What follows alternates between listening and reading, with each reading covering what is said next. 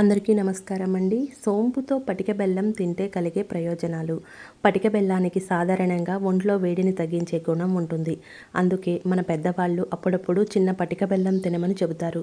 మనం రెస్టారెంట్లకు వెళ్ళి భోజనం చేసి వచ్చేటప్పుడు అక్కడ చిన్న చిన్న పటిక బెల్లం ముక్కలతో ఉన్న సోంపు ఇస్తుంటారు. దీనికి వల్ల కలిగే లాభం ఏంటో తెలుసుకుందాం. సోంపుతో పాటు పటిక బెల్లానికి కూడా ఆహారాన్ని త్వరగా జీర్ణం చేసే లక్షణం ఉంటుంది. అందుకే చాలా రెస్టారెంట్లలో సోంపుతో పాటు చిన్న పటిక బెల్లం ముక్కలను కూడా కలిపి ఇస్తుంటారు.